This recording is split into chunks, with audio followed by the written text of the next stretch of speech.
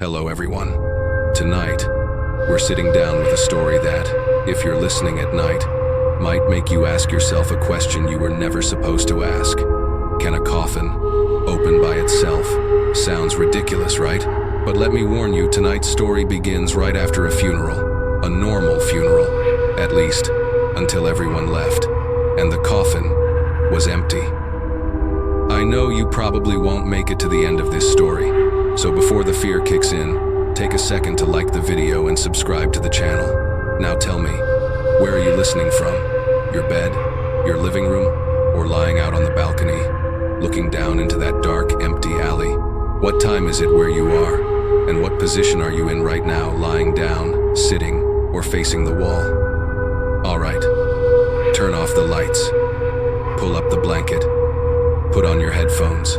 Let's begin. I'm telling you this exactly the way I saw it. The funeral ended on a gray, heavy afternoon, no rain, but cold enough that the wind felt like it was slipping straight into your spine. They just lowered the coffin lid, hammered in the last few nails, and people started shuffling out, drained and red-eyed from a long day of silent crying. I was the last one standing there, not because I wanted to be, but because something felt wrong. That feeling like you're being watched from inside the room.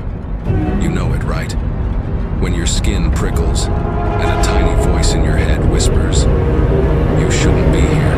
I stepped back, about to turn away, when I heard a tiny sound, metal scraping. Probably the wind, I told myself. Classic lie for cowards like me. But no, it came again, and again. Hello, I'm delighted to assist you with our voice services. Choose a voice that resonates with you, and let's begin our creative audio journey together. I grabbed the edge of the lid, pushed it a little more. You know that feeling when you open the fridge at 2 a.m., expecting nothing but an egg, but you're scared something else might be inside. It was like that, but 100 times worse. The lid opened. Empty. No body, no burial cloth. Nothing but a cold, hollow space that felt like the bottom of a well. I stood there, shaking so hard I almost dropped the lid, and for one split second, I had the sickening certainty that someone had just stood up, right before I opened it, and stepped out, moments ago. A stupid, nervous joke flickered through my mind. Great, guess I'm not sleeping tonight. But trust me, nothing was funny then. I stepped back, 1 step, 2. And that's when I noticed something worse. A trail of water across the tiles, leading toward the door. And the most disturbing part? The body had just been washed and dried. There shouldn't have been water, unless I didn't get to finish the thought. The ceiling lights dimmed for a split second, like something walked underneath them. I swallowed hard, opened my mouth to call someone back. But in that freezing, silent funeral room, there was no one, just me. And an empty coffin. I stayed in that room for a few more seconds, my heartbeat pounding so loud I could hear it echoing in my ears. An empty coffin, wet footprints leading toward the exit, and me, the only person alive who knew something impossible had just happened. I took a deep breath. I don't even know why. Maybe to stop myself from screaming. Then I decided I needed to leave. Now, pure survival instinct. I turned off the lights, closed the door, locked it with a soft click, and as I walked down that long, quiet, freezing hallway, I told myself I was alone. Truth is, I only wanted to believe that. The corridor that had been crowded earlier was now a hollow tube of echoing footsteps. Mine were sharp, short clack, clack, clack bouncing too loudly off the walls. The flickering fluorescent lights overhead made everything feel like one of those cheap horror movies I always hated. A few steps later, I realized something. My footsteps weren't alone anymore. Mine were short, quick, clean. But behind them, another sound. Heavier, slower, dragging, drag, clack. I stopped. It stopped. No, that's impossible. I forced some logic into my head. Must be the fan, or something behind me. A decent lie to keep my brain from breaking. I kept walking. Clack, drag, clack. Louder this time. Clearer, undeniable. Someone was behind me, not walking, dragging. A cold shiver snapped up my spine. You know that feeling when your scalp tightens, like your hair is standing up on its own? It hit me right then. I spun around. The hallway stretched long and empty. No one, not a single shadow, but the air was colder, thicker. Incense from the funeral room still clung to the hallway even though Id walked far from it. Just nerves, I whispered. Just after funeral imagination. But the way that sound stopped perfectly synced with my steps. That wasn't imagination. I swallowed. I didn't want to run. Running felt like admitting I was scared, and if that thing, whatever it was real, I didn't want it to know. A stupid thought flashed by. If someone were live streaming this, it'd be a meme in 5 minutes. I let out a weak, nervous laugh. Then I walked faster, and clack, drag, clack. Not a hallucination, not a glitch. It stayed with me, keeping distance, keeping rhythm, like it wanted me to notice. I shuddered, snapped my head back quickly, hoping a fast turn might catch whatever was behind me. Nothing, no figure, no shadow, just water. I froze, a trail of wet marks on the floor, just a few meters behind me, fresh, clear, footprints, leading straight into the darkness of the hallway. My breath turned sharp and cold, stabbing into my lungs. That was it. I broke. I ran. Didn't matter how loud my footsteps were. Didn't matter who heard. I sprinted toward the main exit, the metal door coming into view. Just push it open. Just get out. Just go. My hand hit the handle, and behind me, a sound. Soft, but unmistakable. Water dripping. Drip, drip, drip. Like someone soaking wet was standing right behind me, close enough to touch. I couldn't turn around. If I did, I was terrified it'd see something I could never forget.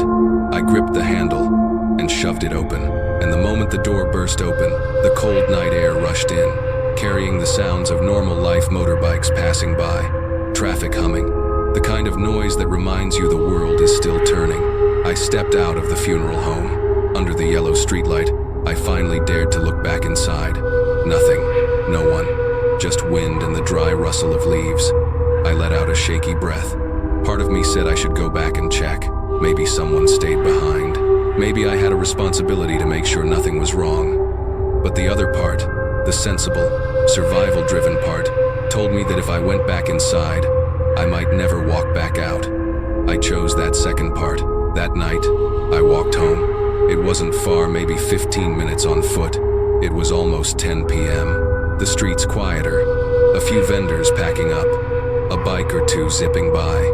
I tried to steady my breathing, to convince myself that everything I'd seen back there was just exhaustion, the emotional burnout from a whole day at a funeral. Just sleep early tonight, I muttered. Keep this up and tomorrow we'll start seeing ghosts in my fridge. Another weak joke. But honestly, I needed anything that made me feel normal. I got home, flipped on the living room lights, tossed my keys on the table. Everything was still, ordinary, nothing out of place. But when I walked to the window to close the curtains, out in the yard, it was like someone had just walked by. A shadow, quick, fleeting, just enough for me to catch the corner of someone's coat brushing past the glow of the street lamp. I froze. Nope, not checking. I'd reached my daily limit of horror. I pulled the curtains shut. That night, after I showered, I was towel drying my hair when a sudden chill crept down my neck. Not regular, post-shower cold. This one felt like someone was standing right behind me. I looked into the bathroom mirror. My reflection stared back, but behind me, on the tiles, a small wet trail, exactly like the ones from the funeral home hallway. I turned slowly, but the water wasn't from my feet. It led toward the bathroom door, and the door was slightly open, even though I'd shut it earlier. My breathing sharpened, my pulse banging against my ribs just like it did back at the funeral home. Someone or something had gotten into my house before I did, or followed me home. A small sound came from outside the bathroom. The wooden floor creaked. I held my breath, and then, thud, slow, heavy, a single footstep, right outside the door. I stood frozen in the bathroom, water dripping from my hair onto my shoulders, cold as if someone was dragging an icy fingernail down my spine. Outside the door, that heavy thud echoed again. No breathing, no talking, just that one slow sound like someone was waiting. I told myself to stay calm, but how does anyone stay calm wrapped in a towel, standing in their own house, listening to footsteps that belong to a person who was supposed to be in a coffin? I pressed a hand to my chest, my heartbeat banging so hard I thought it might crack my ribs. A dumb joke slipped through my panic. If it's a burglar, it'll be relieved. At least burglars breathe. But this thing was silent. I backed up a little, my foot brushing against the wet streak on the floor. Freezing.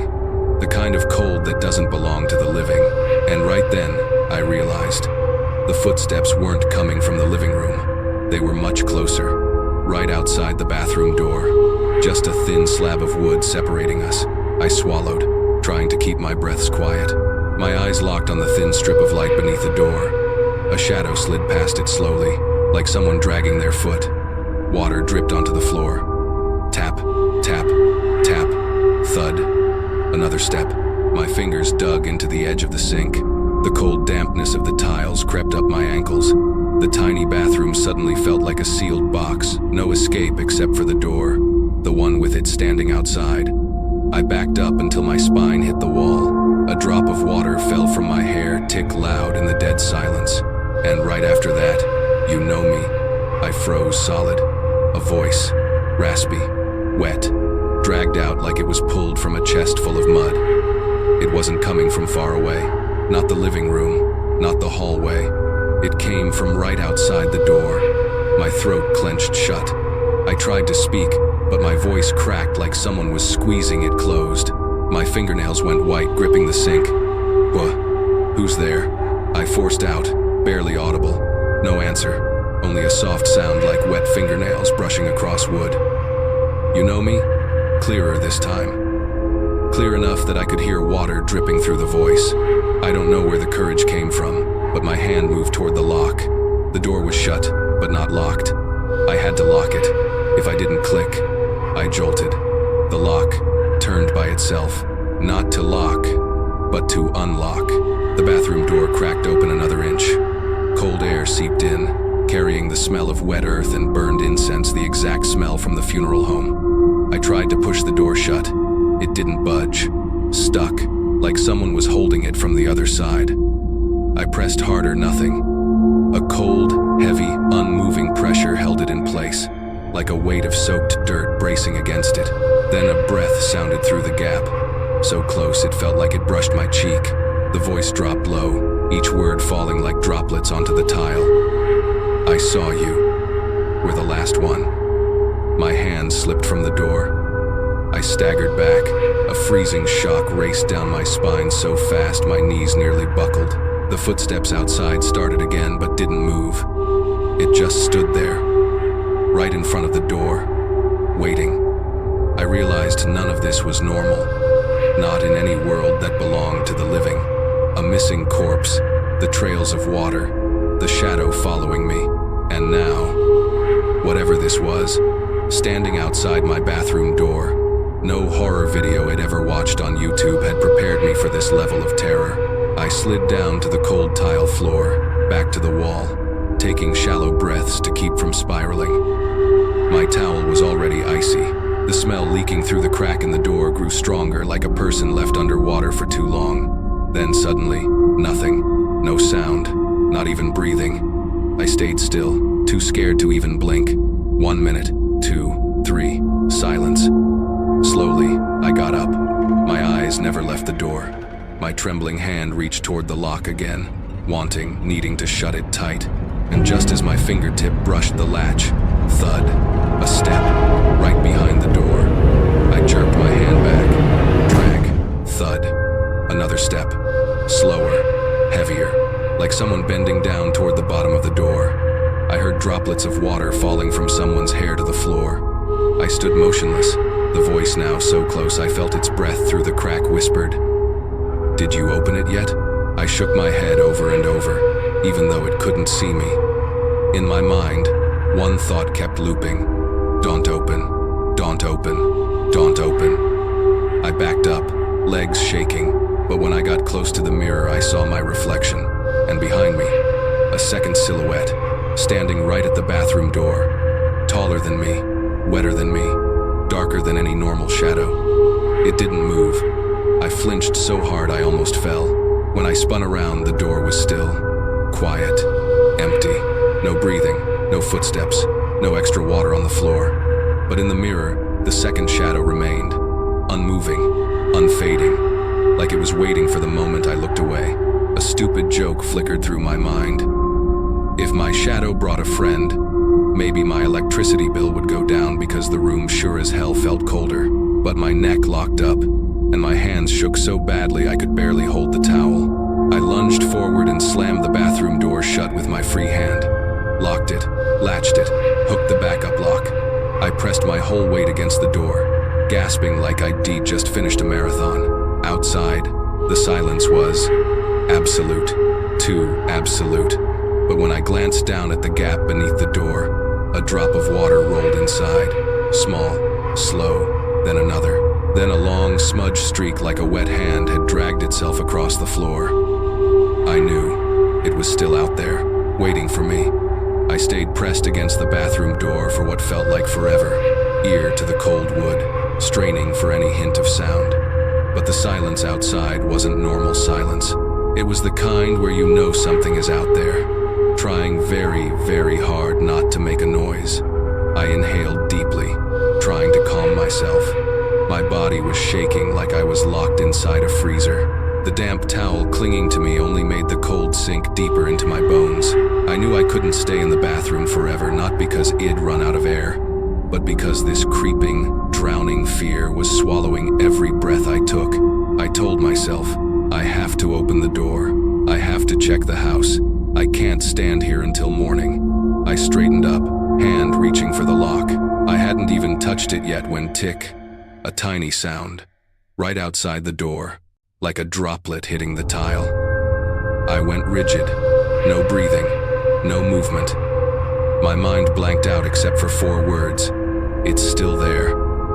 I yanked my hand away as if the lock had burned me, backed up until my spine hit the wall. The mirror reflected me pale, shaking, eyes wide like someone waiting for their name to be called at their own execution. Then the sound stopped. Silence. A silence so long and so deep my ears ached from listening. I knew I couldn't stay like this. I had to try. If something was still outside, I'd hear it. If not, at least I had the rest of the house to run through. I swallowed hard and reached up again. My fingers were so cold I could barely feel the metal. I turned the lock. Click. The door shifted. No sound from outside. I pushed a little more, just enough to make a slit I could peek through. The bedroom was dark, lit only by a thin strip of hallway light bleeding across the floor. No one, no shadows, no water. I exhaled barely, still tight as a violin string. I opened the door wider and stepped out, hand gripping the edge in case something lunged. Nothing. The house was silent, still, too still. I walked slowly through the bedroom. Curtains closed, clothes untouched, floor dry. Then walked toward the living room, and the moment I reached the window, a breeze slipped through a small opening in the curtain. Open. I clearly remembered closing it before I showered. I stepped closer and drew the curtain shut, and that's when I saw it. A water stain, small but obvious right beneath the window on the tile. But this stain was different from the others. Longer, darker, as if the water had dripped from something higher up. My heartbeat started hammering. I peered through the narrow gap in the curtain. At first, nothing.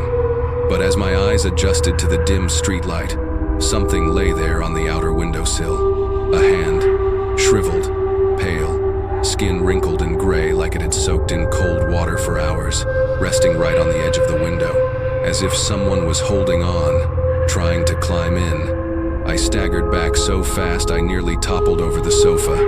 No, no, no. I whispered, breath trembling. I didn't want to look again, didn't want to know. But people are strange creatures no matter how terrified we are. The not knowing hurts worse. I crouched low, inching back toward the window, peeking through another gap, but the hand was gone. Gone. I didn't know if that was better or worse. Worse. Because when I stood and turned across the living room floor, leading from the window toward the center of the room, were a trail of small wet marks, not footprints, not exactly, just distorted patches, shapeless like whatever left them didn't have a proper form. I backed away step by step until I hit the wall. I didn't know what to do first. Run, call someone, or turn on every light I owned. But just then, my phone buzzed on the table. I flinched so hard I nearly screamed. The screen lit up. A new message.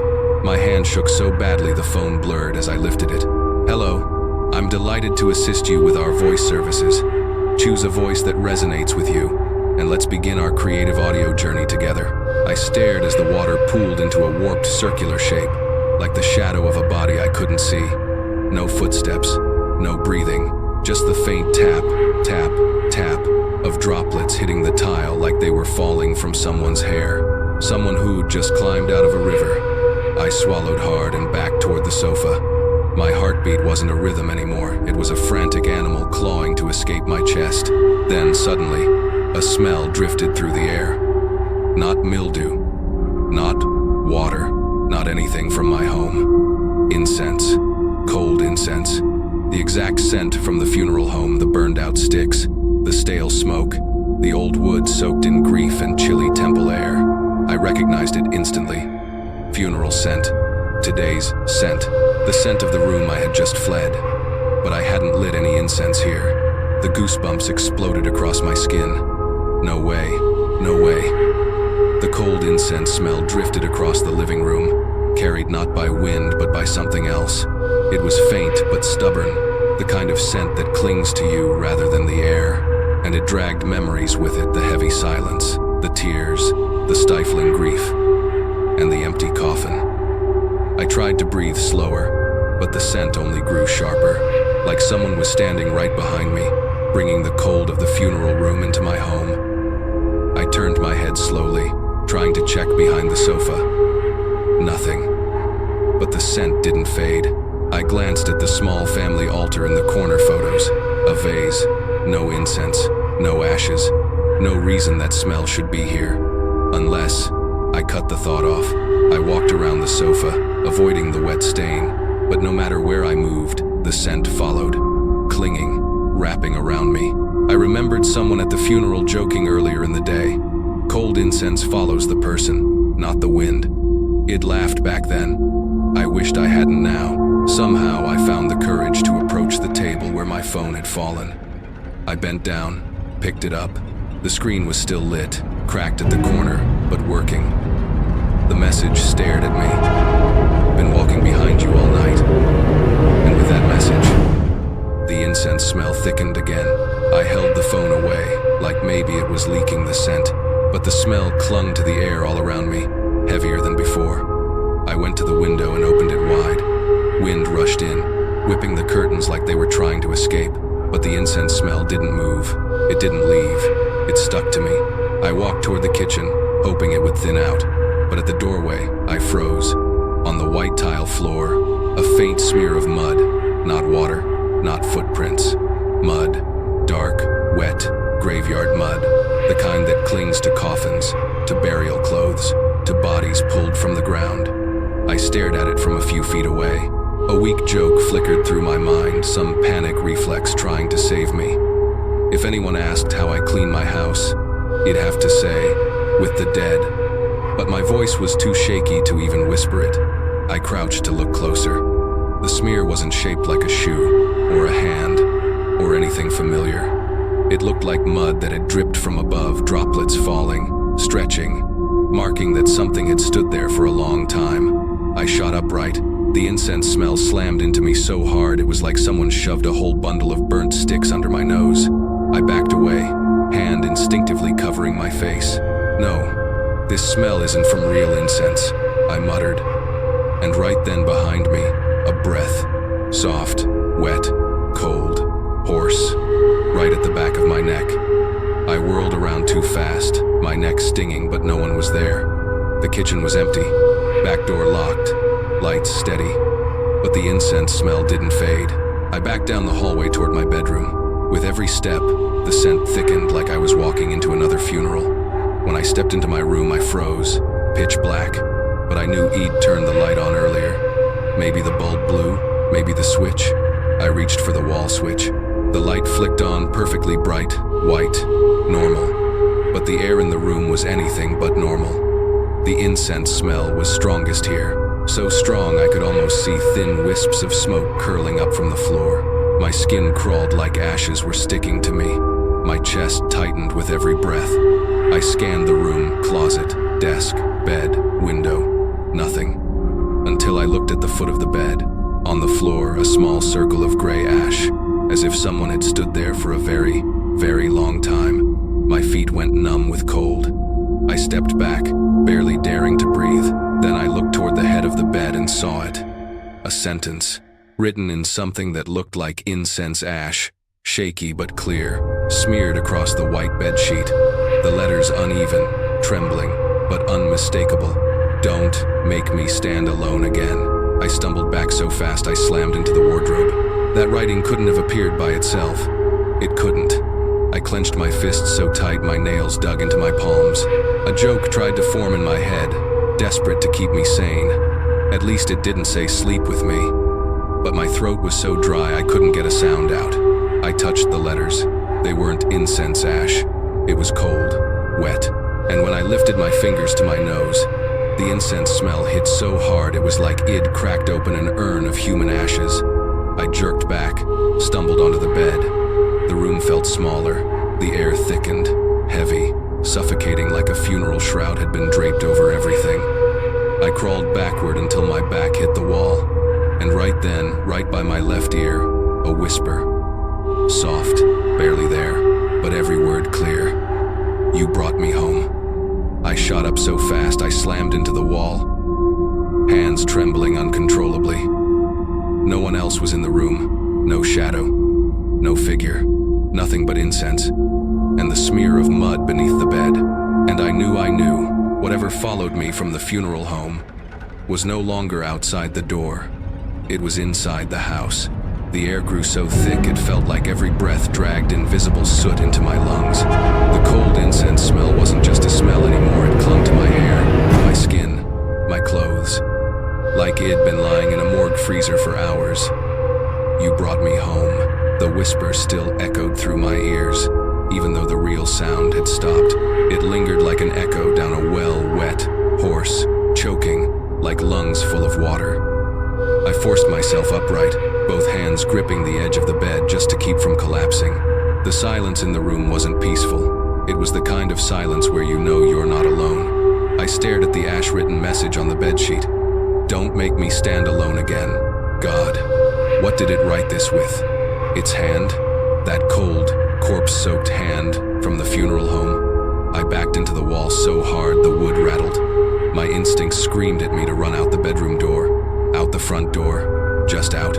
But a deeper fear whispered, if I run, and it follows, and someone else sees it, then what?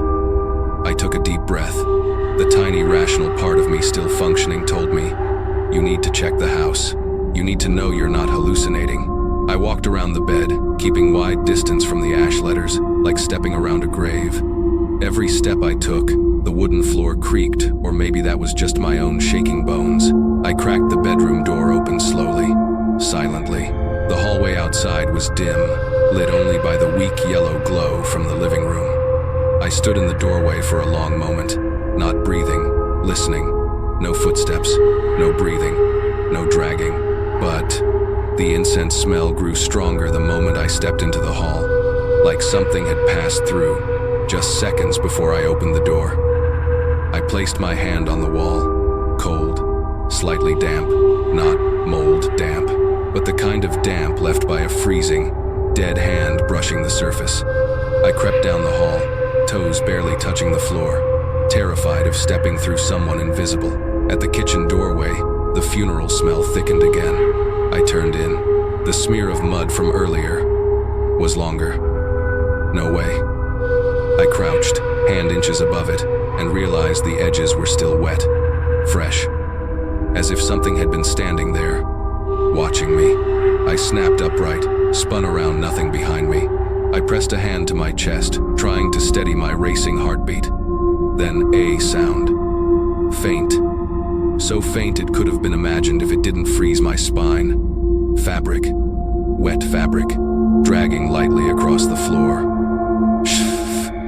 I stopped breathing, didn't turn, didn't blink, didn't move. A cold bead of sweat slid down my spine, not that I could feel it. My whole body was already ice.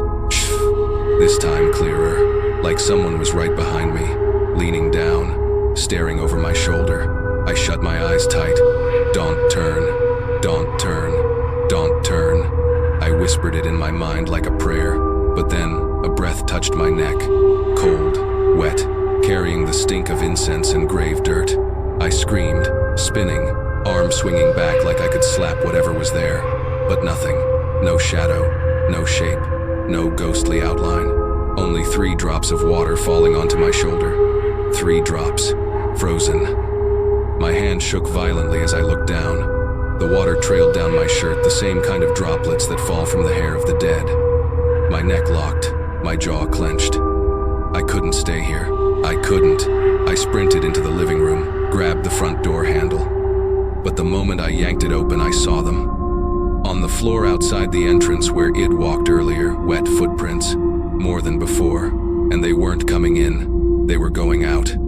I froze, heart slamming once hard like it skipped a beat entirely. I wasn't the only one moving around in my house. Something had been walking here while I was in the bathroom. I stumbled back, spine pressing into the wall. My eyes scanned the living room for anything out of place. And then I saw it. At the small family altar, the framed photo of the recently deceased. The frame was tilted, not knocked over, not fallen, just tilted, slightly, deliberately, like someone had just touched it. I stepped toward it, not because I wanted to, but because something tugged me forward, like an invisible thread pulling my chest. I reached out to straighten the frame. The moment my fingertips brushed the edge, I recoiled. The frame was wet, not condensation, not sweat, not anything warm, cold, freezing, and beneath the frame where it sat on the wooden altar was a faint black smear, like incense ash dragged by someone's fingertips, as if someone had stood right here, looking at their own photo, before walking into my room. My knees nearly buckled. I gripped the table hard enough to hurt. I leaned forward to look closer at the ash smear, and then I saw it, another line of text, faint and smudged, written just below the photo. I stood here waiting for you. I recoiled so sharply I hit the wall again, breath catching in my throat. I tried to inhale slow. Didn't work, couldn't work. My mind was unraveling. And then, my phone buzzed in my hand. A third message. I looked down. Unknown number. 1 sentence. Open the back door for me. I froze. Then, from the kitchen, from the very back door of my house, knock, knock, knock. 3 hits. Slow, heavy. And the last one, dragged slightly, as if someone leaned their forehead against the door and tilted their head to the left, waiting for me to open. The knocking at the back door kept going, each thud landing straight into my chest instead of the wood. Not angry, not rushed, not demanding. It was the knock of someone who knows you're inside and knows you can hear them. I stood frozen in the living room, fingers locked around my phone so tight the joints turned white. The last message still glowing. Open the back door for me. I didn't move, didn't breathe, because I knew if I inhaled just a little too loudly, whatever was behind that door would know, and knock again. Then something far worse hit me. It knew my house had a back door. The person who had died on their last day alive had never once stepped foot in my home. No one in their family had ever visited me. No friend, no neighbor. No one knew the layout of this place. No one. But it did. It was standing in the exact right spot, knocking on the exact right door, asking in the exact right way. A joke flickered through my head, tiny, pathetic, survival humor. I haven't even invited my friends over yet, and somehow the dead know my house better than I do. But my lips couldn't form a smile. The knocking came again. This time, knock, then a pause, intentional, like it was listening, then knock knock faster, impatient. I turned my head toward the kitchen. The hallway leading there was darker than before, the kind of dark that happens when a bulb dims on purpose, even though it was bright earlier. I crept toward the kitchen, each step careful like I was walking across the floor of an abandoned chapel. After every step, I heard my heartbeat thump loud in my ears, and the knocking stopped, as if it heard me move, and waited. At the kitchen entryway, I saw it. Water. Not a smear this time. Droplets. Perfect droplets arranged right in front of the back door, each one glistening under the yellow light like tiny dead eyes staring up from the bottom of a pond. And, disturbingly, the droplets formed almost a circle, like a person had been standing there. For a long time, I approached, slow, deliberate, until I was about 10 feet away, close enough to hear something, far enough to run. I stopped, my ear tuned to the silence. Behind the door, no breathing, no knocking, no scratching, just silence. The kind of silence that feels like a blanket thrown over a corpse. I swallowed hard. My hand lifted not to open the door, but just to touch the lock. The lock was freezing cold, not chilly, cold like someone had gripped it. Seconds ago, I snatched my hand back. No living person has a temperature like that. I stepped away, torn between bolting for the living room and staying put to see if it would knock again. And then, the door shifted. Not knocking, not scratching, breathing. I heard it, clear, slow, wet, heavy breathing. The kind of breath dragged through a windpipe full of cold water. The kind of breath a dying person fights for in a dark place. The door expanded slightly with each inhale, like a chest was pressed against the other side. I nearly passed out, and then the back door eased open. Just a little, barely a few millimeters. A thin line of space, enough for air to slip through. But no air came in. Only the smell of cold cemetery mud rolled into the kitchen, thick enough to taste the wet moss and metal. I stumbled backward toward the dining table and grabbed a small knife. Not to fight, I knew a knife wouldn't matter, but just to keep myself from collapsing. I stood there, staring at the door, and slowly, a finger slipped through the gap, pale, wrinkled, dripping. The nail was too long, slightly curved. It pushed the door open a little more. I wanted to scream, throw the knife, run, but my legs had turned to stone. All I could do was stare. A second finger appeared, then a third.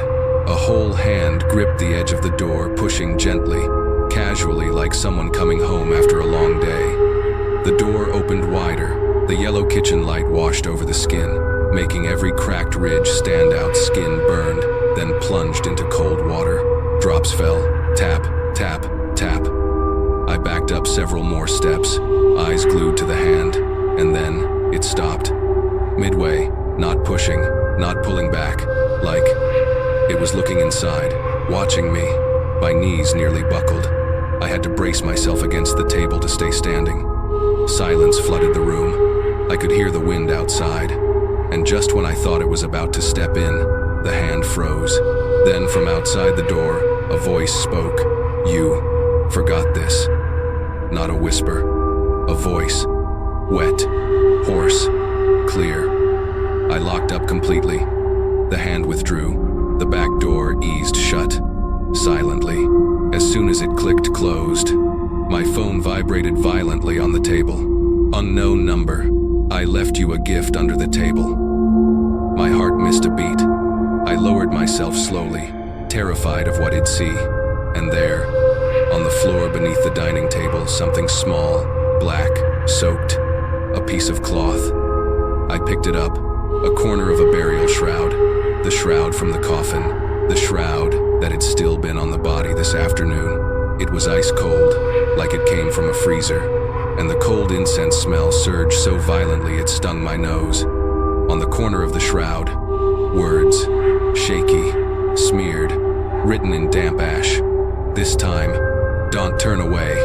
I dropped it instantly, because the moment my fingers let go, the kitchen lights flickered once, and behind me, at the living room doorway, footsteps, drag, thud. The dragging steps echoed from the living room, freezing every nerve in my body. They weren't loud or frantic, they were slow, deliberate, like someone dragging a heavy leg across a wet floor, one step at a time, just to remind you, there in the house. I stayed rooted in the kitchen, unable to turn around, my shoulders curled up, spine tightening like someone was pulling a wire through it. A joke flickered through my brain, tiny, desperate, stupid. If I faint right now, would it catch me? God, I hope not. I don't want it touching me, but I couldn't even twitch my lips. The footsteps sounded again. Drag, thud, closer. In the hallway, only a few feet away. I squeezed my eyes shut, inhaled deep, steadying myself. Don't turn around. Don't look. Looking is how you die. Looking is how you lose. I backed deeper into the kitchen, searching for any way out, but the back door was locked. The front door was in the living room exactly where it stood, and the kitchen window was barely big enough for a cat. I clenched my jaw. No escape. The dragging stopped. Silence. I never understood how silence could be more terrifying than noise until that moment. Because if it stopped, it meant it was standing still, standing very, very close. A few seconds later, a cold presence slid up behind me. Not wind, not AC, the cold of a body with no heartbeat. I forced myself to look. If I didn't, not knowing would be worse. I turned millimeter by millimeter, and the hallway was empty. No figure, no shadow, no footprints. Relief almost loosened my chest tick. A drop of water fell from the ceiling onto the hallway floor, but when I looked up, the ceiling was bone dry. That drop didn't fall from the ceiling. It fell from something standing there. I just couldn't see it. I stumbled backward. For the first time, the incense smell faded. Something else crept into the air, the scent of freshly dug soil, damp burial cloth, and the metallic cold of a coffin. The smell you only get standing inches from a newly dead body. And when that smell grew strongest, a soft movement sounded in the living room. I peeked through the kitchen doorway. The living room door had opened wider. Not from wind, not old hinges. It opened like something just walked past it. I gripped the kitchen knife tighter, knowing it wouldn't help, but needing something in my hands to feel less exposed. I edged toward the door and peeked out. The living room lights were still on, casting everything in sharp clarity. Nothing had changed, except one thing. The photo I'd seen earlier, the one tilted on the altar, was no longer there. It was lying in the middle of the living room floor, face down, dead center. My stomach dropped. I walked toward it, each step as heavy as dread pressing down on my ribs. I crouched, touched the back of the frame, wet as if soaked. I turned it over, and that's when I saw it. The face was gone. No eyes, no mouth, no features. Only a blank white fog, like a layer of mist smeared over a dead person's face. My entire body jolted, not because the face vanished, but because on that blank white haze, two faint streaks ran downward, tear lines, as if the person in the photo had cried before losing their face. I dropped the frame. It clattered against the tile, clink, and immediately from my bedroom came a sound.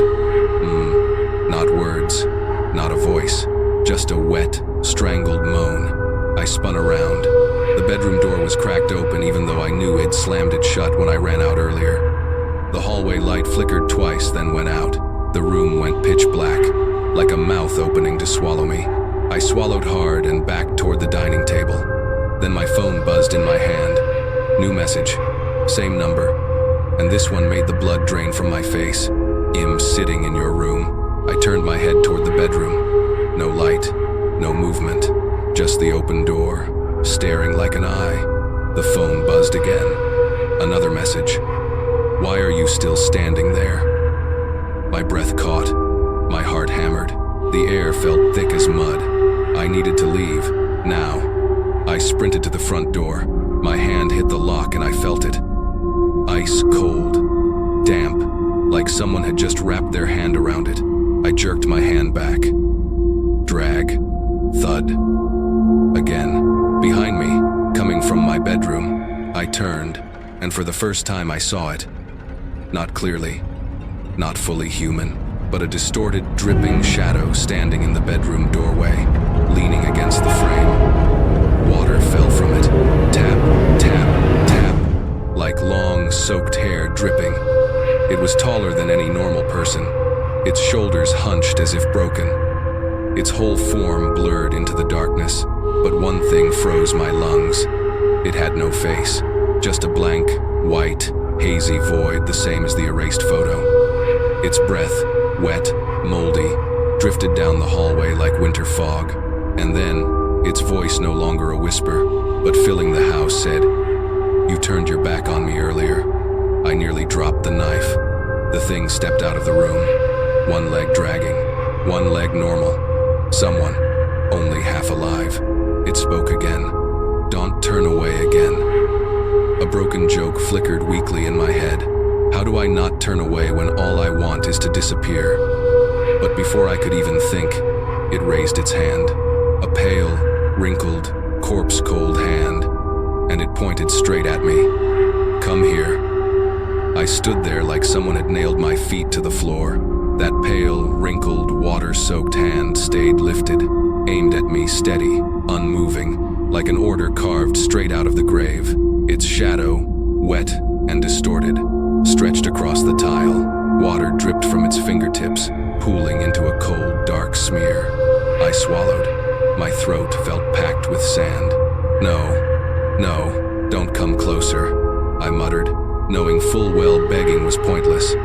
And that's when I realized I wasn't trembling because of just one fear. There were two. One, fear it would touch me if I moved toward it. Two, fear it would come to me if I didn't. And honestly, I didn't know which was worse. The soaked shadow took another step. Drag. Thud. The sound echoed through the quiet house like a shovel sinking into waterlogged dirt. A cemetery note following its heel. The cold pouring off it intensified. Water dripped faster, now tap. Tap. Tap. Like a light rain falling from a face without features. I stepped back. It stopped. Its head tilted slightly to the left, the way a predator sizes up something fragile that thinks it can run. Then it rasped, voice thick and drowned. "Don't make me come to you." My entire body went numb. It didn't sound like a threat. It sounded like a warning, like it didn't want to come closer either. A stupid, desperate joke flickered through my head. So, we're both disappointed in each other, huh? But I didn't dare say it. I didn't even dare breathe loud enough for it to hear me. I turned slightly, ready to sprint for the front door.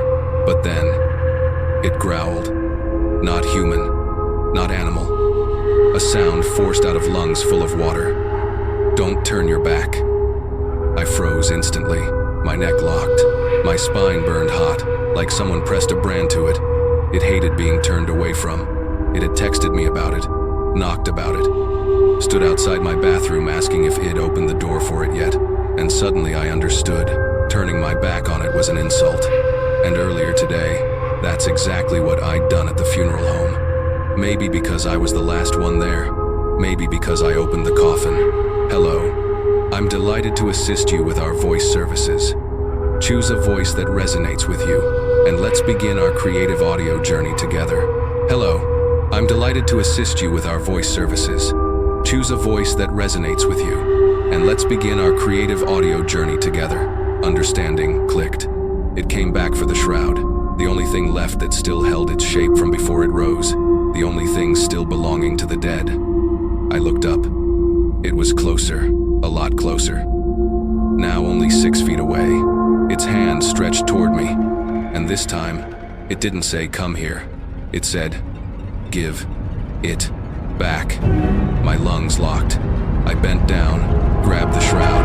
It was ice, the kind of cold that sat under snow for days. Wet, the kind of wet pulled from the coffin's stagnant water.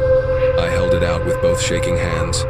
"Here, I'm giving it back here, here." The shadow's head dipped slightly. Water streamed from its wrist in steady lines. I stepped forward. One step. Another, now only an arm's length away. I extended the shroud, and just as its hand was about to touch it, the bedroom door slammed shut. Bang! The sharp crack split the quiet house. I flinched so hard the shroud nearly slipped from my hands. The wet shadow recoiled, its featureless head twisting sharply toward the bedroom. A low hiss rose from behind the door, like something else was in the room. Something else. Not this thing, not its footsteps, not its breathing. A different presence. A long, thin, whispering sound. Shh.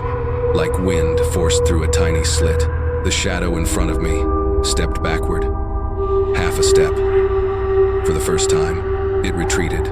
Was it afraid of whatever was in my room? Heat and cold washed through me in violent waves. I stared at the shadow, and a horrifying truth dawned on me. This thing wasn't the only one that followed me home. There was something else. Something that slammed the door shut. Something watching from the dark. Something that didn't want the shroud returned. My phone buzzed. A new text. Same unknown number. I looked down. "Don't give it back." I lifted my head. The shadow in front of me was no longer reaching for the shroud. It turned its head, not toward the bedroom, but toward me, and said, voice deeper, thicker, drowning, "You're stuck between two things." I stood frozen in the middle of the living room, the burial shroud cold and soaking in my hands, while the warped shadow backed away from my bedroom door. Its words rang like a death bell. "You're stuck between two things. Two things, two entities, two dead shadows. One followed me from the funeral home. The other had been inside my room before I even walked in. A blast of cold ran down my spine like someone dropped a bucket of ice down my back. I swallowed hard. I wanted to ask, to what? But my throat was too dry to speak. The bedroom door stayed shut. No light, no footsteps, just that thin hiss through the keyhole, steady, quiet, absolutely not wind. The shadow in front of me kept staring at the closed door, if that blank patch of fog could be called staring. A pathetic attempt at humor flickered through my mind to keep my sanity from snapping. I don't know which one I should be more scared of, this thing, or the thing strong enough to scare it, but nothing felt funny anymore. I stepped back. Instantly, its hand rose, stopping me. Not fast, not aggressive, just slow, deliberate, like it was telling me, "Don't move. Don't make it notice. What do you want?" I forced out. It didn't answer right away. Only water dripping from its body, tap, tap, tap. Then, after a suffocating stretch of silence, it rasped, dragging rotting lungs with every word. "I died alone." A tremor shot up my spine. Then the next words dropped, heavy.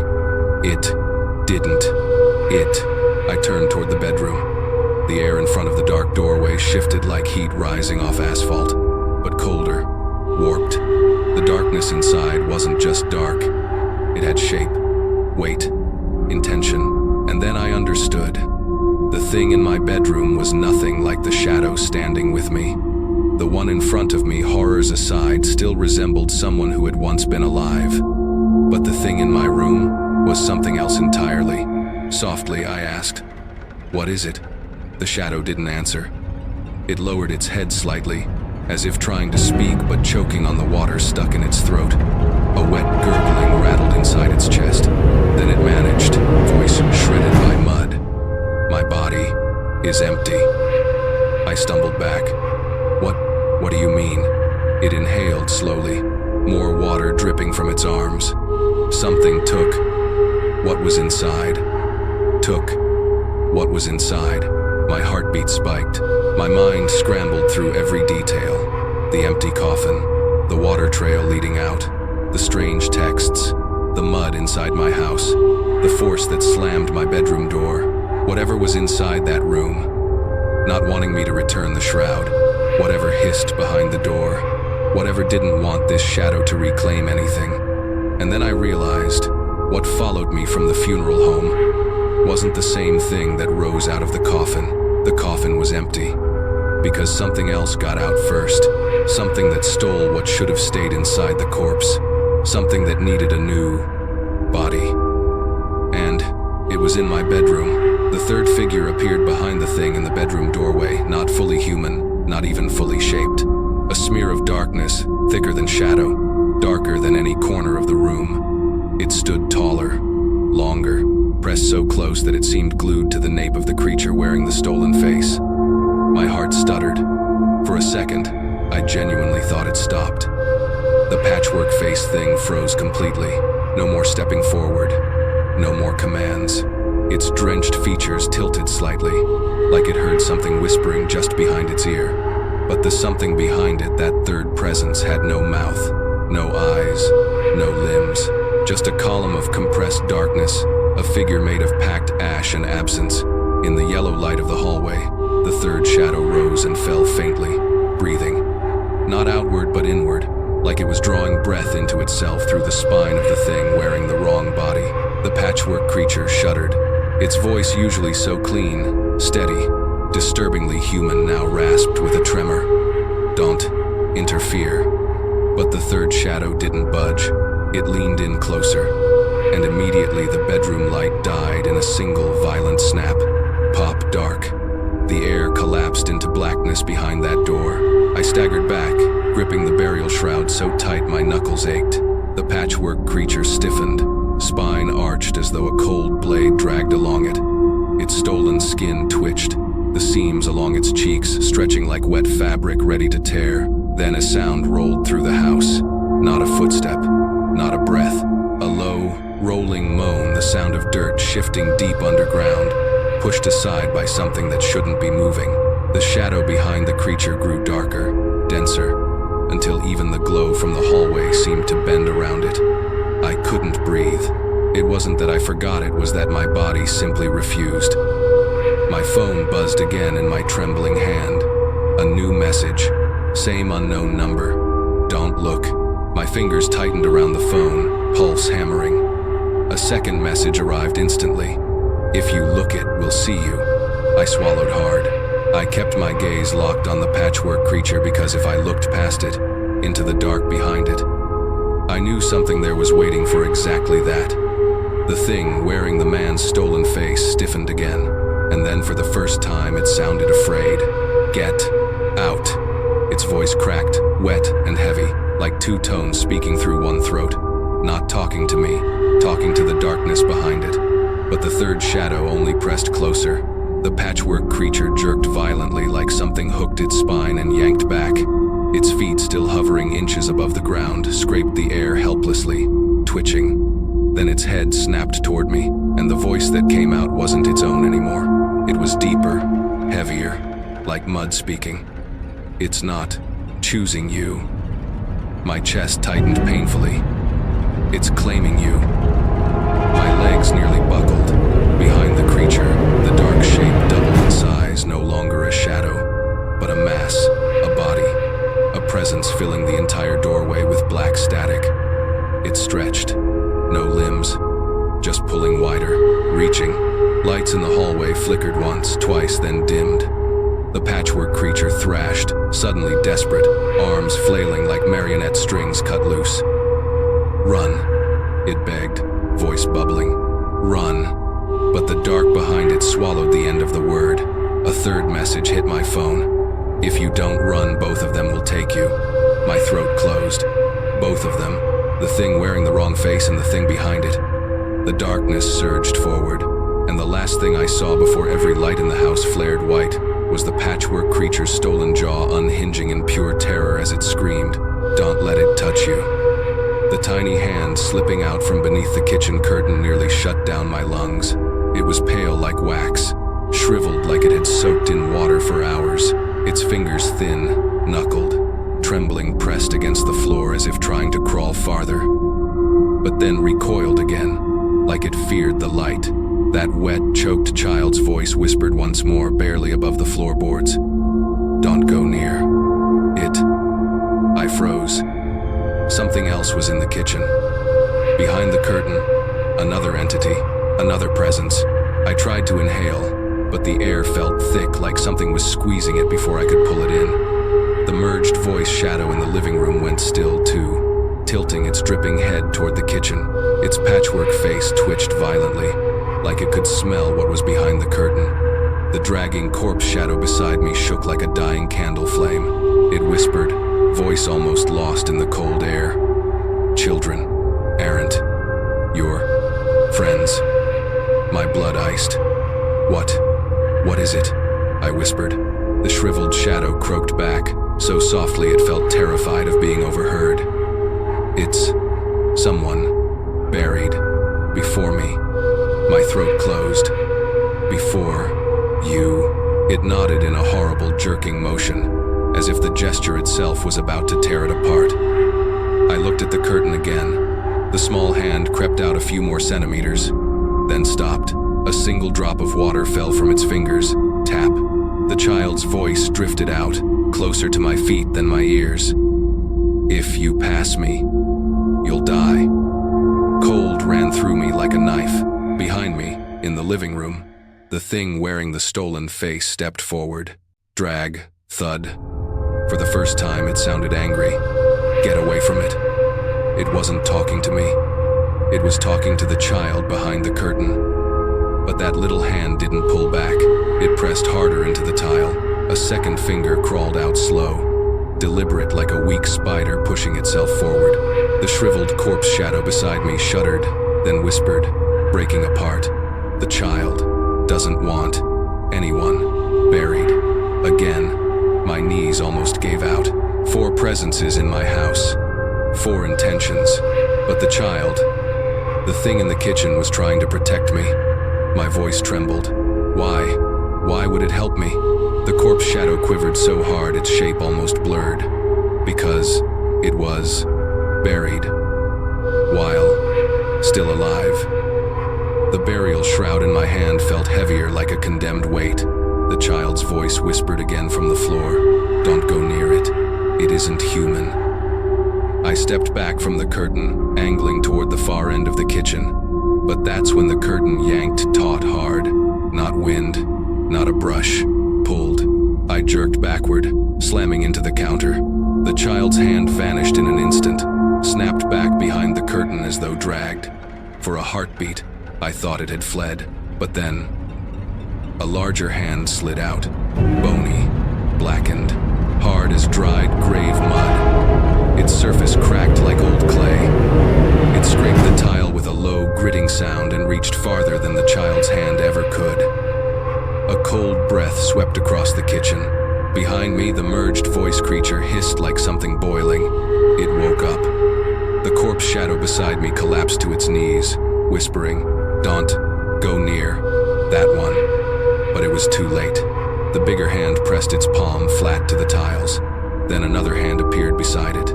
Then a third. Like something with too many limbs was pulling itself forward under the curtain. The fabric bulged outward once, twice, as though a massive body was trying to rise behind it. My phone buzzed violently in my hand. I looked down. A new message, from the same unknown number. Go now. But don't look under the curtain. My throat locked, my eyes stung with horror. Another message arrived before I even processed the first. That thing is a child.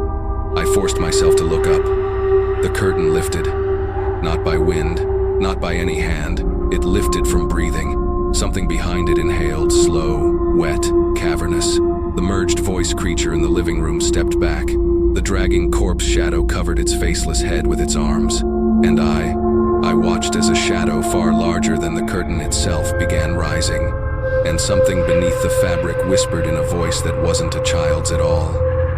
Your turn. Now. Not the child's hand. It was something else. The thing wearing the stolen body standing in the bedroom doorway let out a shrill, skin-splitting hiss. I had to clamp my hands over my ears. Stop hiding it. It wasn't talking to me. It was talking to whatever was behind the curtain. The black, bone-thin hand dragged itself upward, pressing against the inside of the curtain, clawing downward like it wanted to rip straight through the fabric and touch the floor. A voice followed. Low, gravelly, like the voice of the earth itself trembling under a grave. Put it back, down, below. I staggered backward until I nearly fell into the corner of the kitchen. Down below, I echoed, horrified. The dragging corpse shadow beside me whispered, its voice broken into wet fragments. Down, into your grave. I forgot how to breathe. My grave. I'm alive. It shuddered. Doug, since this afternoon, the burial shroud in my hand went colder, stone cold. I looked down. The cloth was soaking, drop by drop, as if someone had just lifted it out of fresh earth. I looked at the curtain.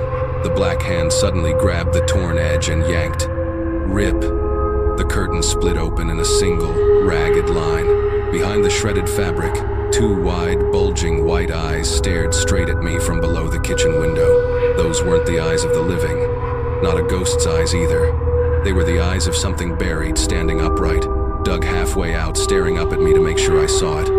I fell backward into the fridge, my throat locked. Not even a scream escaped. Hello, I'm delighted to assist you with our voice services. Choose a voice that resonates with you, and let's begin our creative audio journey together. And the small child's hand creeping out again from beneath the torn curtain. The dragging corpse shadow beside me, weakest of all, reached out, touched my shoulder, trembling. There's only one way. I almost screamed. What way? Its voice cracked into pieces. Burn the shroud. I stared at it. Burn it. Burn it. Where? I don't have fire. The child's voice came instantly. Burn it. With hair. My stomach flipped. Hair. Whose hair? A tiny voice, thin, wet, close to the floor, answered from behind the curtain. Yours. The answer hit me like a blade. My hair? Burn the shroud. With my own hair. My mind scrambled for a joke, anything, but my throat felt carved out of chalk.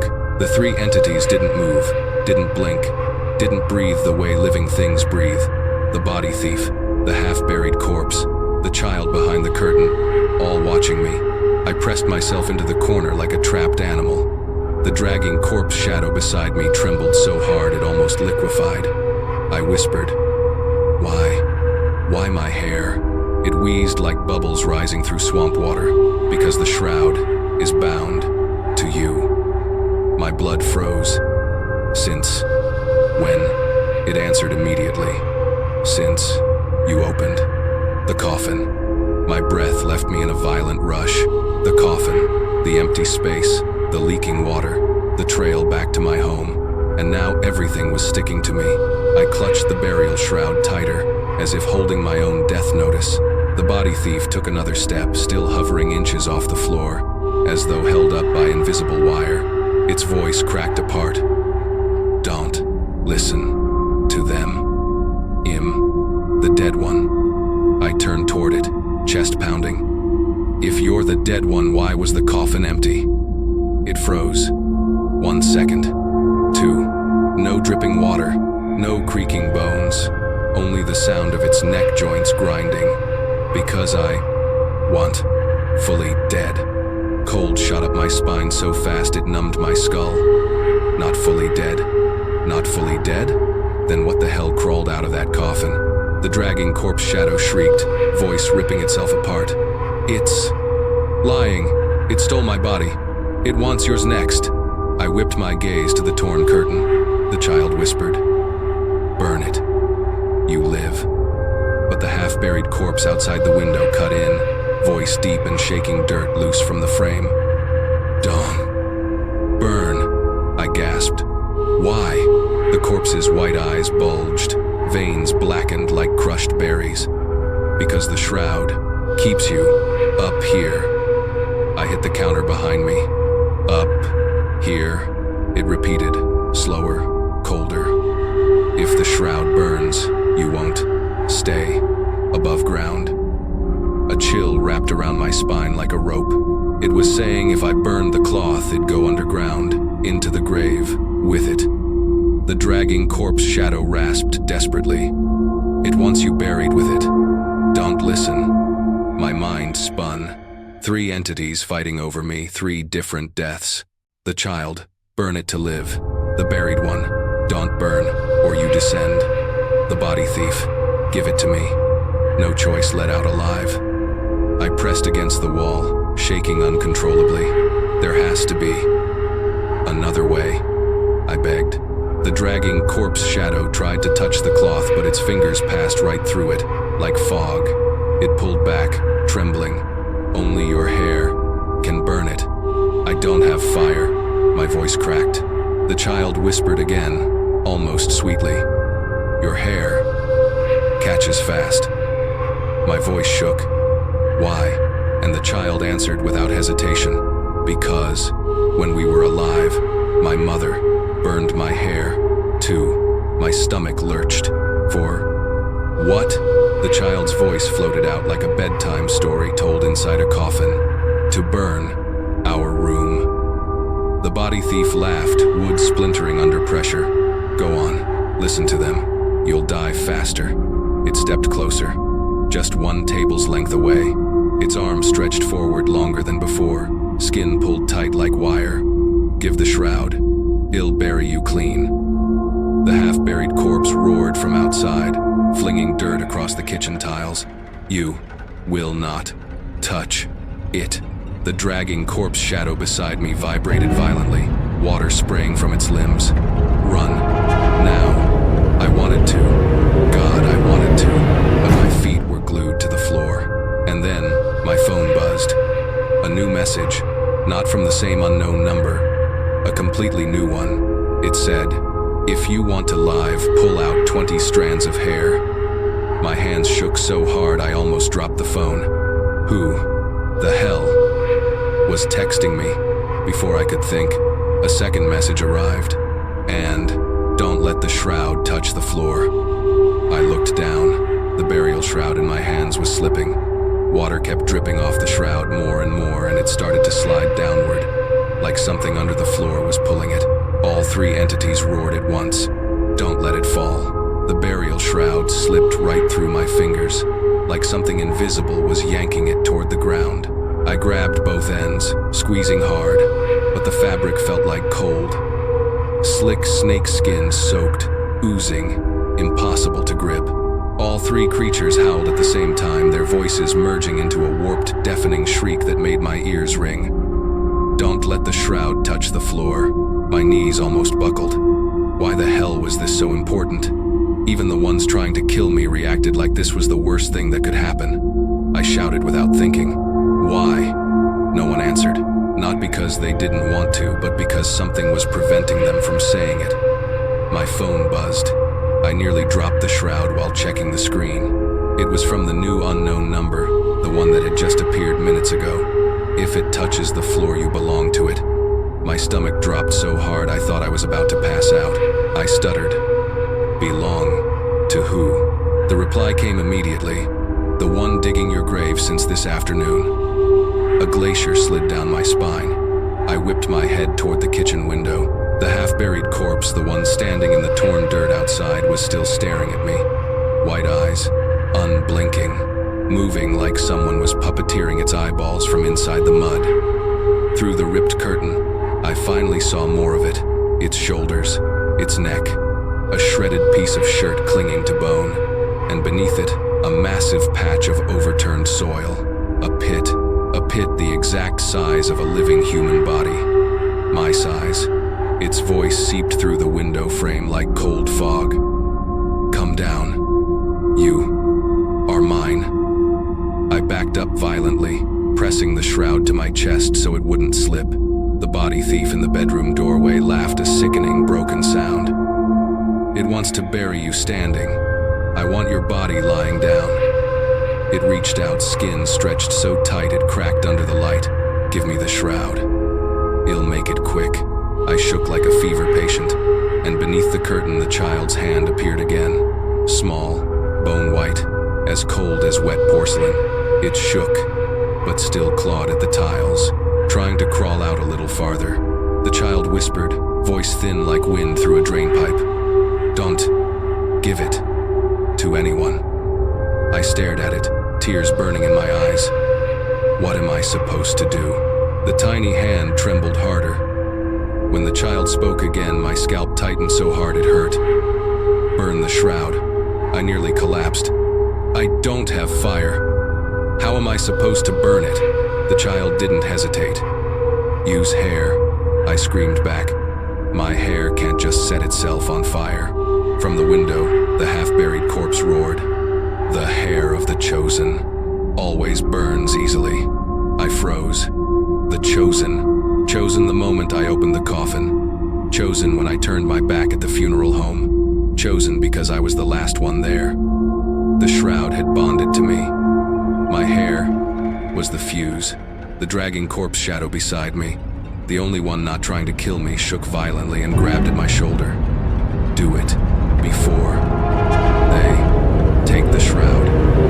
I swallowed hard. My throat burned like id swallowed knives. I grabbed a fistful of hair, 10 strands, 15, 20, pain exploding across my scalp until tears spilled down my face. The second the hair tore free, my phone buzzed again. Pull 20 strands, the message repeated. I stared at the dark strands trembling in my hand. The body thief staggered forward, voice fracturing. Don't do that. You'll lose more than yourself. Outside, the half-buried corpse snarled. Do not burn it. The child whispered. Burn it, so it can't drag you down. The dragging corpse shadow shuddered. Hurry. I set the hair against the edge of the soaked shroud. My hands trembled so hard I almost dropped everything. I rubbed the hair against the cloth. 1 second, 2, nothing. Panic spiked. I rubbed harder. Then SPRRT. A spark. A blue flame flickered and instantly ignited the shroud. A pale, ghostly fire raced across the fabric. Silent, hungry. All 3 entities shrieked together. No. The flame climbed upward fast, too fast, burning toward my hands. I dropped it instinctively before I got burned, but just as it fell, the child leapt out, grabbed the flaming shroud with its tiny hands, letting it burn straight through its arm so it wouldn't touch the floor. Its whole body shook violently. Smoke thick with cold incense flooded the kitchen. I cried, "Oh God, your hand." The child looked at me, eyes milky, face trembling. If it falls, you die.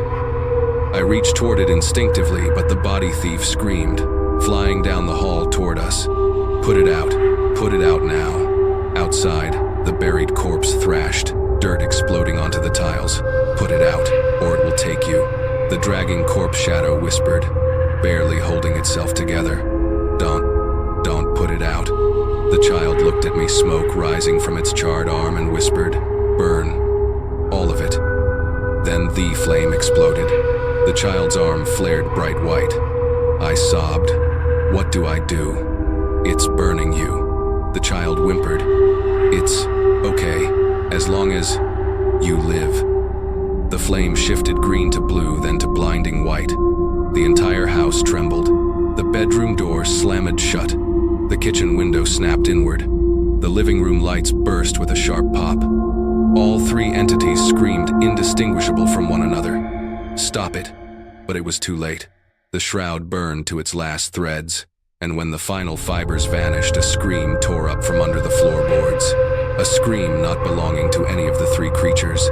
A scream from something being dragged back down into the ground where it had crawled out. The sound rattled my teeth. The ash from the shroud spiraled upward like white smoke. The child collapsed, curling up, its arm charred to bone. The fire went out, but its skin still steamed. I dropped to my knees. Hey, are you okay? The child lifted its head. Its milky eyes overflowed with tears, but it smiled, a tiny, exhausted smile. Okay. You lived. But before I could reply, a roar shook the hallway. Don't think. You're safe. I spun around. The body thief, the creature wearing the stitched-together face, stared at me with eyes full of water and fury.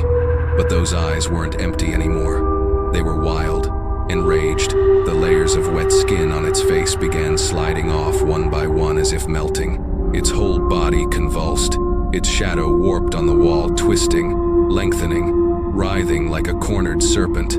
I backed up, trembling. The shroud's gone. You have no reason.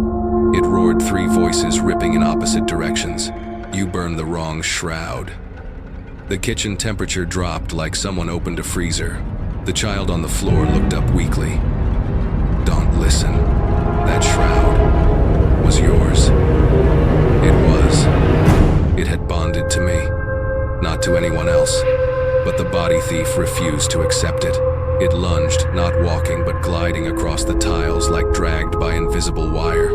I screamed, "No!" The dragging corpse shadow beside me, the true dead one, leapt in front of me. For the first time, it didn't drag its leg. It jumped, with everything it had left.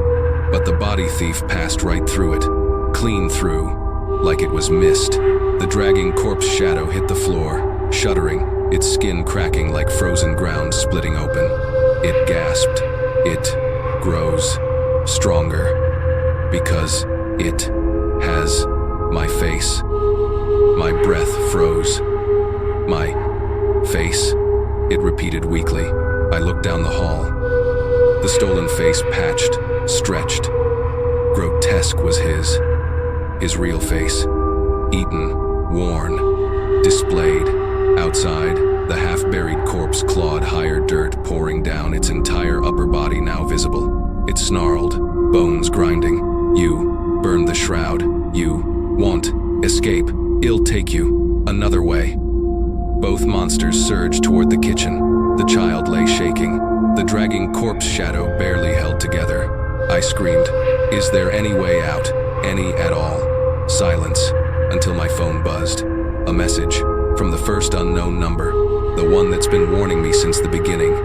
"They're all weak now," I gasped. "Weak? Weak where? I can't fight ghosts." Second message, "Take back what was bitten off him." I froze. What was bitten off him? I looked at the dragging corpse shadow. He had no face, just a blank, white smear. The thing that was taken was his face. Third message, "ITS hidden nearby." I panicked. Where? Fourth message, "Look in the wettest place." My eyes darted across the kitchen. Everything was damp. Everything had water. But only one place had a pool, not from the shroud, not from the child, not from the soil outside. Near the bathroom. The body thief screamed, charging. "Don't look for it." The dragging corpse shadow rasped. "Go. Find my face." I ran. Didn't think. Didn't breathe. Didn't look back. I sprinted toward the bathroom. The floor was soaked. More than soaked. Flooded. Water pooled toward a single spot. A small puddle. And in the center, a black, soft, shapeless lump, twitching. I crouched down. The lump looked exactly like a skinned human face. No bone, no muscle. Just the outer layer, eyelids, lips, cheeks, all collapsed in on themselves. I gagged. Behind me, the body thief screamed, "Don't touch it, it's mine." But the dragging corpse shadow whispered, voice fading, "My face, pick it up, before it bites you." I reached out with a shaking hand. The piece of skin twitched just a little, like something still alive, still breathing. I almost burst into tears. If I pick it up, what happens to me? The child appeared right behind me, quiet as a drip of water. Hell, get his face back, and the other one will lose its shape. I swallowed hard. If the body thief lost its shape, it would weaken, maybe fall apart entirely. Outside the window, the buried one shrieked, flinging dirt everywhere. "Don't touch it. If it loses its shape, it'll come for you." The body thief screamed, voice shredding, "Mine, give it back to me." Beside me, the dragging shadow whispered, "Please, give my face back." I took a breath, lifted both hands, and touched the face, cold and slick like grave mud. It jerked violently like leech flesh ripped off a stone. I lifted it, it trembled in my hands, and then it started to breathe. I almost screamed, but before I could, all three entities lunged toward me at once, and in that second I understood. If I put this face on the wrong one, I die. The cold, wet face shook wildly between my fingers, like some animal torn off the body it belonged to. The skin was soft and slick like chilled gel. The eyelids twitched, and worst of all, it breathed. Not human breathing, a wet, rattling gasp, like drowning lungs dragging up the last pockets of air. My stomach lurched. Behind me, the three figures came for me. The body thief, its patchwork face sloughing off in chunks, mouth wide like it wanted to swallow the stolen flesh whole. The buried one, half its torso forcing through the kitchen window frame, dirt black arms reaching to grab my legs, and the child, its arm burned down to the elbow, scrambling on all fours like a tiny broken creature moving with unnatural speed. The dragging shadow, the real dead man, threw itself between me and the others. Its form shook, strands of it breaking off and dissolving like wet silt. It shouted, voice rasping like a drowned throat, wringing out air. "Put the face on me, now." I whipped toward him. God. That empty patch where a face should have been, it was widening, splitting open like a wound desperate to close. Cracks spread along his temples. The void demanded its missing piece. I stammered, If I put it on wrong, I die, don't I?" He nodded, jerky, spasmodic. "But if you're wrong, you die slow. Wrong equals slow death. Nothing equals instant death. Right equals maybe survive." My hands shook so hard I almost dropped the dripping mask. The body thief slid closer, floating rather than walking, chunks of skin peeling from its skull like rotting petals. "Give it back to me." Its three voices blended into a grinding roar. Its fingers stretched long, nails curling into the floor like hooked metal. No, if I handed it over, it'd lose my body, or worse, it'd take my face and get buried in my place. I turned to the child-burned arm, cloudy eyes. It whispered, "He's the real dead one. He needs his face back." My voice cracked. "And you?" Its lips tightened, cracked like broken ceramic. "I don't need a face." That tiny sentence cut deeper than the screams of the others. The buried corpse nearly hauled itself all the way inside, dirt pouring off it like a body shaking out its grave. "If he gets his face back, hell'll drag you down with him," the body thief roared. "Hez lying. Him the one who'll drag you down," the child whispered. "No one drags if he has a face." Their voices pulled me apart. I looked at the mask in my hands. It trembled. It breathed. Its eyelids twitched like they were about to open. I screamed, "Fine." Him choosing. All three entities froze. Time closed in. The house went dead silent. Silent enough that I heard the soft crackle of burial shroud ash falling from the air. Tick, tick, tick. I closed my eyes for 1 second, opened them, and I pressed the face into the empty void on the dragging shadow's head. The first sound was R-R-R-R-I-P. Not bone, not flesh, skin gripping skin. The face spasmed violently, like a fish dropped into hot coals. Then it sucked in a long, wet breath, dragging the entire kitchen's air into its lungs. The skin stretched, slid, latched onto invisible bone underneath. I thought it'd faint. The dragging shadow shook violently, then straightened up for the first time. I forgot to breathe. The new face wasn't perfect, wrinkled, lopsided, warped, but it was a face. He opened his eyes. Two bottomless black wells stared back at me. For the first time, gratitude. Then he exhaled. "Thank you." Immediately, the other two shrieked in terror. The body thief. No. The buried one. Hez whole. Hez not weak anymore. The child curled up on the floor, gasping, but smiling. The house shook again. The dragging shadow stopped dragging. He stood tall. His spine cracked back into place. Grave mud sloughed off his legs. His voice no longer trembled. It was low, solid, weighted like an ancient spirit reclaiming itself. Now, it's my turn. He didn't look at me. He turned to the body thief. It immediately backed away. I watched its stitched-on face melt, sliding off like hot wax. The restored dead man stepped forward, not dragging, not shivering, walking. Each step cracked the tile beneath him. The buried corpse clawed through the window frame, screeching, "Daunt, if hez whole hell," but it didn't finish. The restored man, his warped face complete, looked over his shoulder at me and spoke clearly. "You run." I bolted out of the kitchen on instinct alone. Behind me, a scream tore through the night, a sound that ripped the air apart as all three entities collided. I didn't look back. I wasn't allowed to. I raced down the hall, but just as my hand touched the front door latch, my fingers hit something wet, cold, and gripping me tightly. The cold slickness wrapped around my wrist like steel dragged from the bottom of a well. I froze not just in fear, but because the palm holding me had no flesh. It felt smooth like wax, cold like stone, and the fingers, impossibly long, stretched tight like they'd been pulled right before death. I turned my head only halfway, because every muscle in my body refused to move, and I saw it. A pale hand slipping through the crack of the front door. Just a hand, no arm, no body. Like someone was standing flush against the door outside, reaching in only far enough to hold me in place.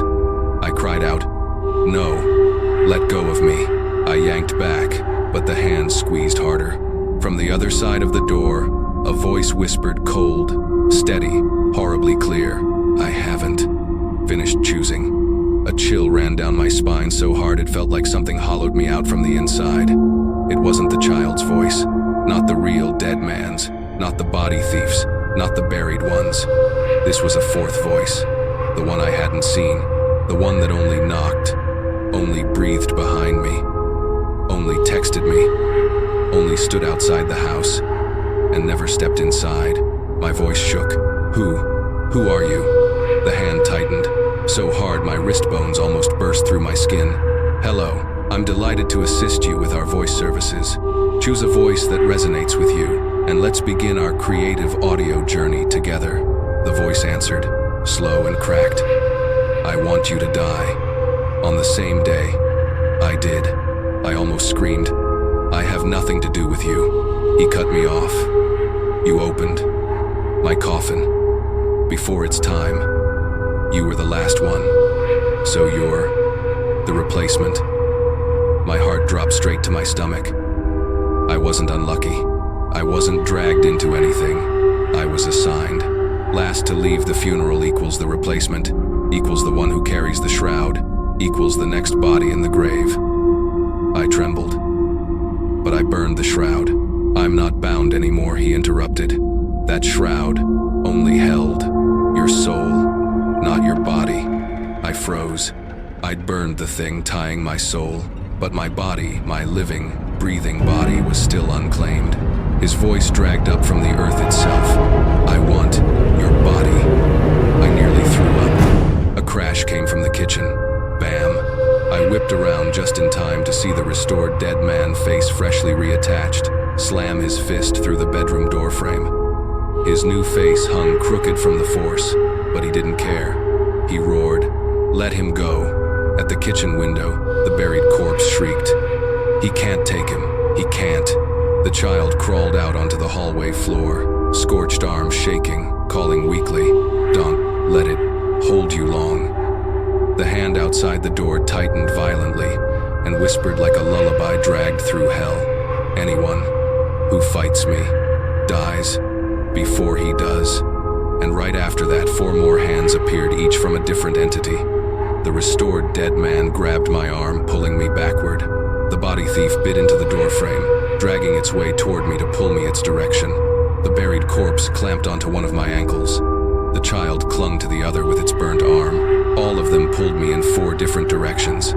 I screamed, "Stop! Stop it!" But none of them stopped. None let go. None wanted to lose me. I was being pulled so hard it felt like my body would tear apart. The front door shook violently. The hand outside yanked me halfway over the threshold. I heard the voice clearly.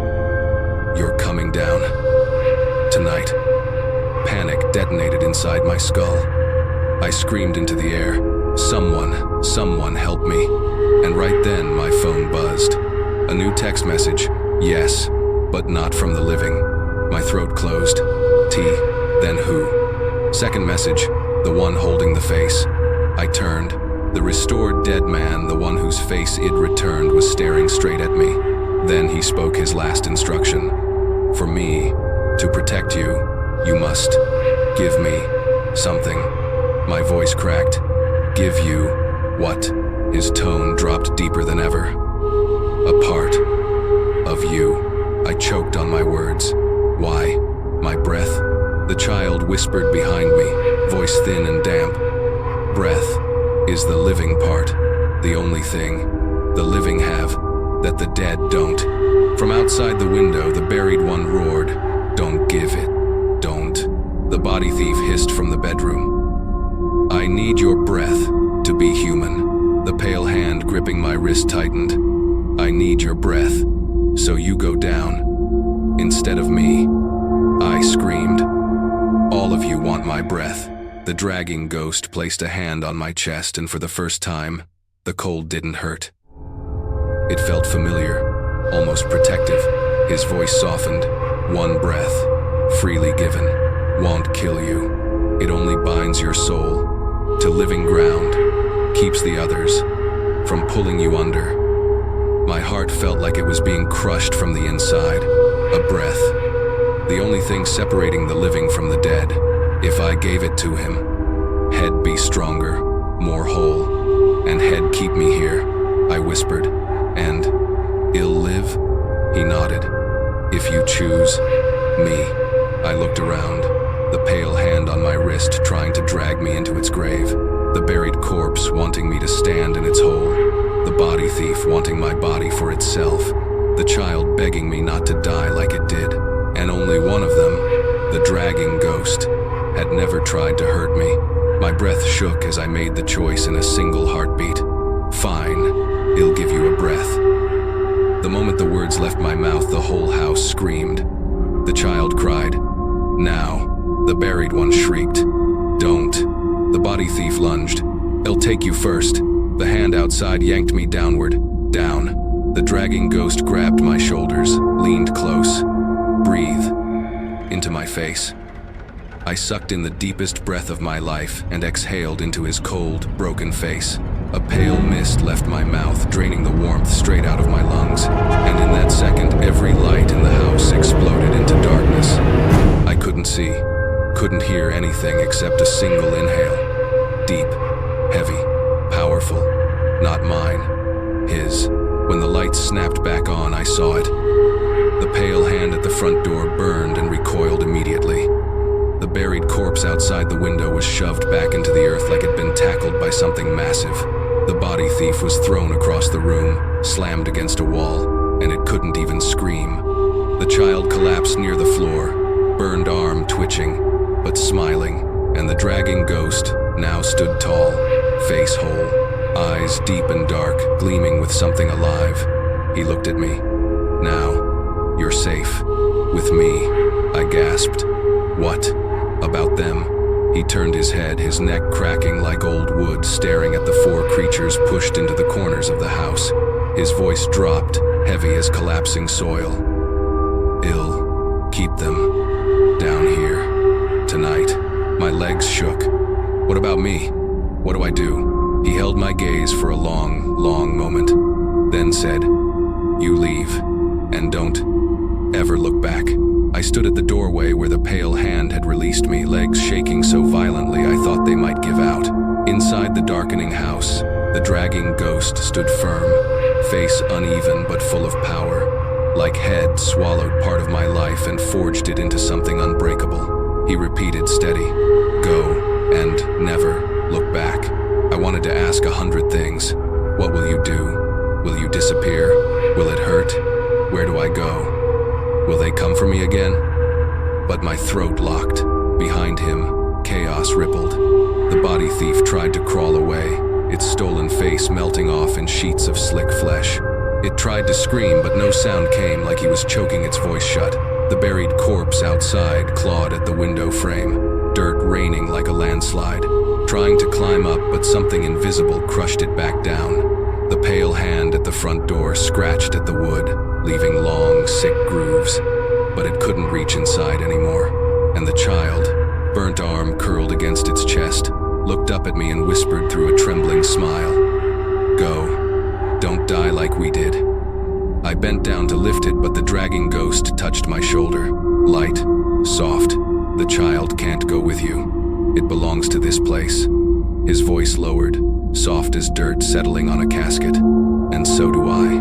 My heart tore open. I wanted to argue, to scream, to beg him to come with me. I owed him my life, but when I looked into his eyes, I knew. There was no coming along, no resurrection, no escape for him. Some spirits exist only to keep worse things from dragging the living down. He touched my forehead for a moment, cold, but no longer the cold of the grave. Cold like a hand giving a final blessing. You gave me one breath, so now I give you a lifetime. Tears blurred my vision. Behind him, the house went black. The last bulb flickered once, then died. His shadow grew enormous, thick, stretching across the walls like a barrier keeping every other thing away from me. He looked over his shoulder one last time. No smile, no tears, no promises, just a whisper, like twilight splitting open the ground. Go, and don't look back, even if you hear me call. A cold wind rushed up the hallway, curling around my legs. I stepped back. 1 step, 2, 3. Then I turned and ran. I ran down the stairs without turning on lights, ran across the empty yard without looking at a single window. Ran until my knees burned and my heart felt ready to burst. I didn't stop until I reached the end of the street 2 blocks away. Only then did I let myself breathe. The wind brushed the back of my neck, soft, very soft, like someone standing right behind me, breathing with me. I closed my eyes. I didn't turn around. Not then. Not ever. I left that house that night with nothing, no clothes, no wallet, no phone. Everything I owned stayed inside with the 4 things that wanted my soul. I never went back, never sold the place, never opened the door again. But some nights when the room goes dark, when the air turns cold, when I lie down to sleep, I hear a gentle breath behind my ear. Not cold, not wet, not the grave, familiar, like someone watching over me. Sometimes in the farthest corner of my room, I see a shadow standing still, not hunched, not dragging, not broken, just standing, keeping watch. Every time I'm tempted to turn and look just as my neck begins to move, I hear his whisper, "Don't look back."